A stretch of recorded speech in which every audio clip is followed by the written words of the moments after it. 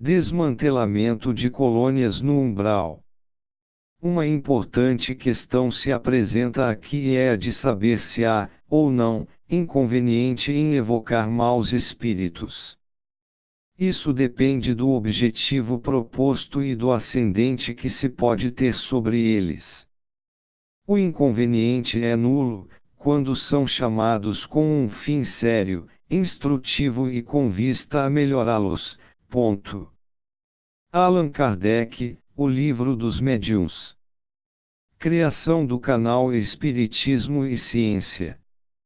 Uma das atividades que surgiu sem que se soubesse exatamente o porquê, mas, com certeza, com a preparação e avaliação antecipadamente feitas pelos dirigentes desencarnados, foi a formação de uma equipe para colaborar juntamente com inúmeras outras espalhadas pelo país, e, quem sabe mais além, do desmantelamento de colônias situadas em zonas espirituais inferiores. Certamente, cada equipe de médiuns passaria a colaborar, oferecendo as possibilidades e características de cada uma, de modo a atender a essa gigantesca tarefa, ao lado dos desencarnados também envolvidos com tal missão.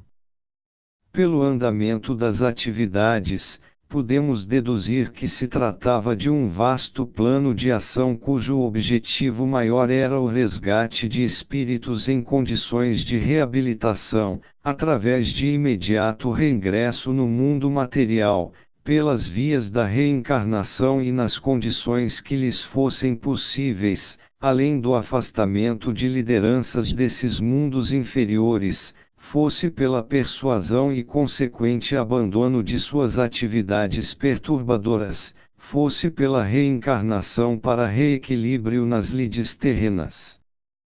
Fora de dúvida que era um trabalho que atendia ao processo de transformação moral do planeta. As regiões espirituais inferiores ainda estão cheias de criaturas ignorantes da própria situação, não propriamente más, mas espiritualmente doentes. O mal que praticam por ignorância ou por medo de seus líderes, estes sim, carentes de laborioso trabalho de encaminhamento para uma vida melhor. Uma dessas tarefas foi descrita em capítulo constante desse livro, mas atividades paralelas ou consequentes à primeira ainda se deram ao longo dos anos, indicando que era apenas o começo de tal trabalho.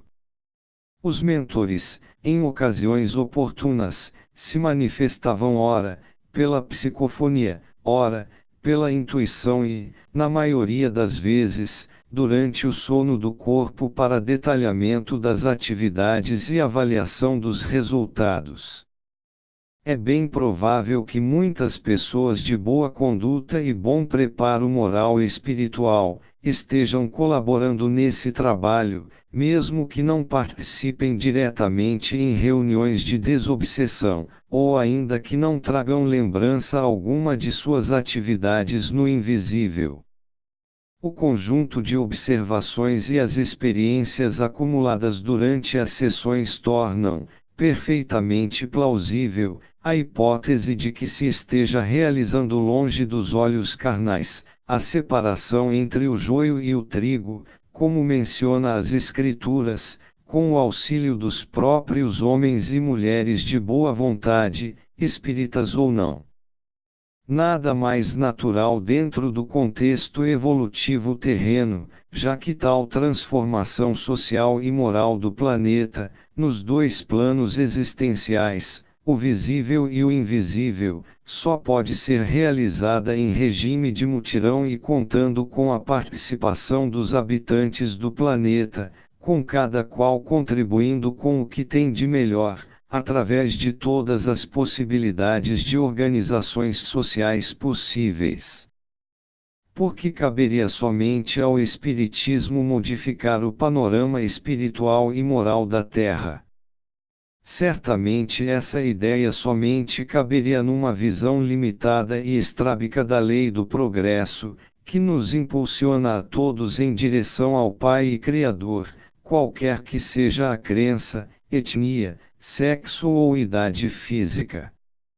A doutrina espírita certamente cabe o papel de popularizar os conceitos de reencarnação, imortalidade da alma, a existência de Deus, a possibilidade da comunicação entre os ditos mortos e os vivos, o valor do que é bom, belo e justo, afastando as crendices e superstições, os equívocos e extremismos ainda comuns a muitas crenças terrenas. Ainda assim, o Espiritismo será sempre um meio e não um fim em si mesmo. O verdadeiro fim, a meta final, é a longa caminhada rumo à perfeição divina. Dentro do exposto, nos parece que todos e qualquer um que se disponha a viver e semear a boa nova, é candidato natural a ser um colaborador na renovação social planetária, sem a necessidade de participar de reuniões mediúnicas, qualquer que seja a modalidade. Indispensável mesmo é o altruísmo e a solidariedade, a dedicação e o amor ao próximo, a vontade de fazer o que estiver ao seu alcance, o empenho em realizar o seu possível.